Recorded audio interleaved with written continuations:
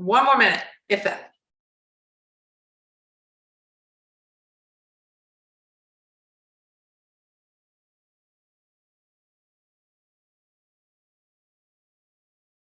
Let's do it.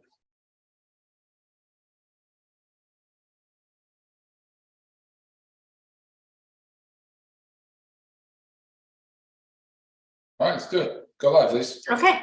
All right. I'm waiting for my partner next to me. Oh, it's me. Hi, everybody. Happy Monday. All right. Hi, guys. Thanks for joining us today.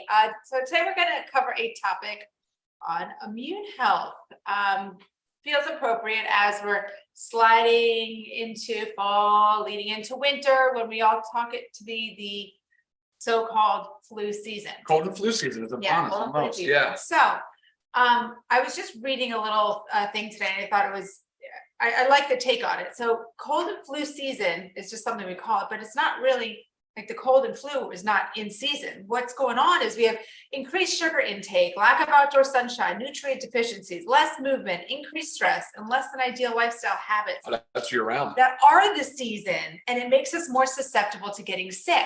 Yes, that's year round, but what goes on when we reach those cooler months? Okay, when I talk about increased sugar intake, sometimes, you know, we're inside more and it's just kind of the blues. I never lived up north, but you lived in the Northeast. Sure. And he'll talk about how, you know, it's Climate. definitely some Well, you're indoors more for sure, so right. you're closer quarters with people. Right. Well, and I'm talking about sugar though, like it makes us feel good, right? At least lights up that higher brain center, just like a drug would. Well, there you go. So we're having more sugar. We're less time outside. Decreased sunlight. I mean, less movement because maybe we don't want to go outside and go for a walk or a run, or, you know, just because we don't want to be cold or rainy or whatnot. So all of those things in the so-called cold and flu season are what really makes us more susceptible to getting sick and disease and infection. So Points. the most important thing is keeping our immune system healthy year round. And that's what we really want to talk to you about today, because it's not just something that you're supposed to target yourself and load your body for when that season comes or it approaches. This has to be a balance of year round. We have to take care of our bodies. How do we do that?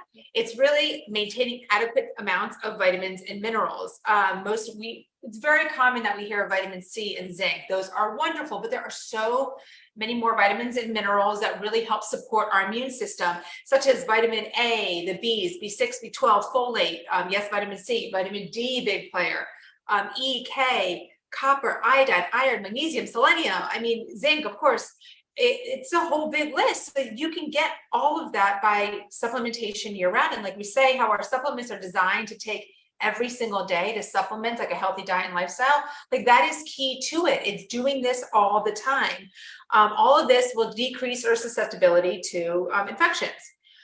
On top of that, it's making healthy lifestyle choices, nutrient dense, balanced diet, regular supplementation, getting enough sleep, reducing stress. So really working hard on bringing that stress level down. And sometimes those yucky weather months can increase that stress level. So just working on ways to reduce the stress. Yeah, those are basically lifestyle. Did I say sleep? I think I said you definitely said sleep. Getting adequate sleep. Yeah. These are really, really, really big players. And of course, getting outside, fresh air, sunlight if you can. Oh yeah. But Ryan's going to go into kind of diving into some of the vitamins and minerals that I just discussed that are in our supplements. A couple ones that I didn't discuss, like antioxidants, medicinal mushrooms, and all that going on here. So I love everything you just said. There's so much packed in there. It's like I almost feel like we should like pause and kind of digest each one for a little bit. But no, look, it is about balance and harmony. It's an immune system. It's not a single organ or anything like that. Really, it does require, like Lisa said, year-round support and lifestyle measures through and through. Quick note though, as we age though, elderly populations have a little bit harder time. We see that in their immune response. We see that to vaccines. We see a number of different things happening in the in the elderly population, which requires a special attention. It requires, of course, more food, it typically a lot of times has to do also with inadequate nutrition. There's a lot of micronutrient deficiencies, so vitamins and minerals, like you mentioned, in our elderly population. And lack of So movement as we age. lack of movement, lack of socialization, and there's a lot of different things going on there. But there's something about the harmony and balance that I want to highlight. And when we talk about immune health, there's an acute response, there's a chronic response, but really it's something that a lot of people ask about, and it's autoimmune disorders, autoimmune diseases. We're seeing a huge increase in it in our population. It's almost an epidemic. It really is becoming a lot of people are suffering from things like, well, diabetes, type 1 diabetes mellitus. You have psoriasis, rheumatoid arthritis. You have a lot of these different diseases that are showing up, and it's really it's a function of, we're not exactly sure what the cause is, but it's a function of an elevated immune response. And what is it? So what your body actually does, your immune response, is it attacks its own. It's its own tissues, Yeah. its own tissues. Yeah, it doesn't the recognition, there's something wrong with the recognition, whether it's a virus, whether it's a bacteria, whether it was medication or some type of toxin, some environmental exposure, something had triggered the body to be put on this heightened response and not recognize normal healthy tissue. And instead they confuse it for disease. So there's a lot of challenges with that, but it does show you some things though. We need to be careful with supplementation. Lisa brought up a good point. Being consistent year round is the most important thing, because if you're all of a sudden trying to supercharge your immune response, that actually could do more harm in that patient population. It's not ideal for them. But again, maintaining all of the support mechanisms to increase our body's immune response, that is the right way to handle it, for sure. All right, so real quick primer on our immune system, which I think is super important. We do really basically have two types of systems going on. There's an innate and an adaptive. The innate is just what our body, natural immunity, it's just what our body possesses. Whereas the adaptive is really a lot of functions going on there in response to a pathogen. So a pathogen is just anything that's causing this, can cause disease. It's a virus, a bacteria, it could be a parasite, it could be a fungi. So these are the types of things that when they come into the body, they possess a specific antigen. And the antigen is just a small protein. You might remember, like with COVID, they talked about the spike protein. So a virus can have a notable antigen or a protein that the body recognizes and has this adaptive immunity response to. So all of a sudden it's firing up their B cells, their T cells, it's recruiting other inflammatory mediators, things to attack the infection and neutralize it and get rid of it. So, obviously supporting our immune system is of the most important thing that we can do, but recognizing that this system is in place and trusting in it. And I want to let people know that I firmly believe that socialization is the best thing that we can do for our immune response in a way, because we're exposing ourselves to a lot of these pathogens. Now, I'm definitely not suggesting that we go out and purposely get around people that are sick. That's not what I'm saying. But if COVID might have taught us one good thing, it was like, when you guys are sick, when we're sick and not feeling well, it's time to stay home. It's time to not go out in public. But I don't want people to be scared of socialization and being around people, especially in cold and flu season, because you can see that it can actually do more harm than good. Our body does need exposure to these viruses and bacteria and the common colds and that kind of thing. So getting sick once or twice a year is normal. That's okay. Right. That's I was going to perfectly say, fine. like, we're all going to get sick here and there, but we want to decrease the chances of ourselves getting sick, as well as when we do get sick, we want to decrease the severity of it, right? We want to battle that cold quick, just let it run through our body in and out. So those are two of the main things that you want to focus on with building your immunity. Yeah, absolutely. Again, you can't prevent it. We're all going to get sick. So there's three main things. There's a pathogen. So there's a bacteria, virus, or whatever. There's an antigen that the body recognizes on that pathogen that it wants to go after. And then there's antibodies that our body makes in response to it. So, and the antibodies is a whole thing now we're looking at, obviously, with vaccines and the exposure to colds. And we know the common cold, we know the flu, we know common cold, most coronaviruses. I don't know why COVID-19 would be any different, but I mean, it's novel. I get that, but it's still in the same family of all of our common cold viruses. There's not much you can do. I mean, we're trying to do something that's never been done before, really, on a coronavirus. But for the flu side of things, they come out with this new vaccine every year, trying to predict what the main circulating strain is going to be. So at the same time, though, our bodies are equipped to handle these things. And the people that are not well equipped are the sick, are the people that really do have to worry about things. And those are the types of things Lisa talked about. So we've got to maintain healthy body composition. We've got to maintain good socialization. We've got to manage our stress, our sleep. We absolutely have to be exercising. We've got to be moving our body. And probably most important than anything else is just eating a well-balanced, nutritious plan. So something that's high in antioxidants, high in phytonutrients, the plants that are under the rainbow, high in lean meats, lean protein, healthy fats. I mean, so there's no one diet, there's no one supplement, and none of that's going to do anything, but we really have to combine all of these things into one thing. And so Lisa was talking about supplementation is so important because it does. Supplements play a huge role in our immune system. Of all the antioxidants, I know vitamin C and zinc get the most attention, but there's so many other ones. There's so many other phytonutrients. And that's really important when we're start talking about supporting our immune system. So in the multis, of course, you have your vitamin A, vitamin E, vitamin C, you have your other antioxidants that are in there as well. We know vitamin, go ahead. We said, you say your Bs. Oh, it has the Bs, like B12, B12, especially in the elderly, has been shown to be, when they're deficient B12, that they have a difficult time with an immune response. The multi is loaded with great stuff. It covers you. It covers all. It's a safety net, right? Like I've talked about. Well, it's like, think about it. If you're taking just an average dose of your C and zinc on a daily basis, there shouldn't necessarily be the need to feel like you need to load your body with it if it's constantly maintained. If you are preventing the nutrient deficiencies in the first place, if you're not deficient, you should be good to go. So that's the goal of taking it every day. Yeah, and also don't forget, abstaining from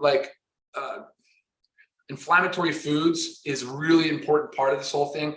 That was the earlier thing I said. I couldn't remember where I was going with it, but it was acute versus chronic. Like, yes, the body gets scrapes, colds, broken collarbone, like my little one just got. The body responds appropriately, and then the cells disappear. Basically, they go away, and then they're everything back to normal. But when the body is constantly being bombarded by toxic things and processed foods with additive chemicals and dyes and artificial ingredients, they might be still triggering an immune response. It kind of flip-flops. The innate response becomes the adaptive and vice versa, and it becomes this nasty cycle where the body just can't shut down. And that chronic immune response is so persistently elevated. And the problem with that is our chronic inflammation. Just gonna say, yep. All that inflammation hurts. It's painful.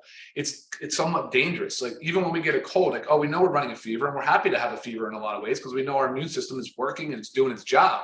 But at the same time, those killer T cells are penetrating cells. There's collateral damage. They're tearing up normal, healthy cells in our cellular function. So there is a lot of damage. So we don't feel good. We don't feel well. It's not just because our immune system's on overdrive. It's also because our normal tissues are becoming subject to the battle, I guess you could say. So with that chronically elevated inflammation and exposure to crap foods and poor ingredients and just bad stuff and too much alcohol and cigarette smoking or just toxic levels, really anything, environmental stuff, work related, your body just can't shut down. It's just stop. It's in hyperdrive all the time. Right. So leading into the nutrients, Ryan had mentioned the multivitamin. So I could just say right here, our daily essentials pack, right? Our vitamin D, our magnesium, and multivitamin, crucial to take every single day. Crucial. As well as your factor 4. This is to keep that inflammation down. Free fatty acids. Yeah, I mean, so much research on your omegas and your curcumin, the help of the CoQ10 and garlic. I mean, great stuff for your inflammation and therefore your immunity. For sure. Then you said the antioxidants, phytonutrients. That's the super reds and super greens. Like spirulina has been totally, yeah. And as you'll read in the ingredients in our super reds and super greens, these are not ingredients that you would get on a daily basis just from going to your grocery store. Correct. I mean, like Ryan said, spirulina, chlorella. I mean, there's matcha, dandelion, moringa leaf, aloe vera. I mean, you could go single it out from like a supplement store, but you get this all in one here. Same thing like aronia berries, hawthorn berries. If you don't go to your grocery store and source those, super, super dense in nutrients. Nutrient dense. Very important. Yep. You also have the antioxidant load in the coffee, but you also have the medicinal mushrooms, which are really proven to support immunity. So I mean, this right here, the whole package here can really, on a daily basis, again, boost and support your immunity. It absolutely can. Body composition, going back to that, people that are overweight or obese, there's so much inflammation that fat cells just aren't doing the same job that the muscle cells and some of the other healthy tissues are doing. So again, lean body mass. So protein intake has to be up, consistently up. And we don't have that on the table right now. Right, I was going to say we should hold it all, bring it all out. But it is so important, guys, to have this lean body or this healthy body composition, because again, that just excess body fat is not doing you any favors, especially your immune system, not doing any favors. So I think that. Yeah, let's see if there's any questions. Yeah, for sure. For sure.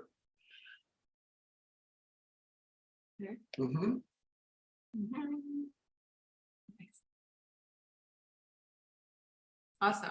All right. Well, for the first time, not many questions, Not too many. but which is also a cool thing because I feel like you're understanding what's going on, and we always direct, or we only answer the questions that pertain to the topic that we're discussing on our Monday.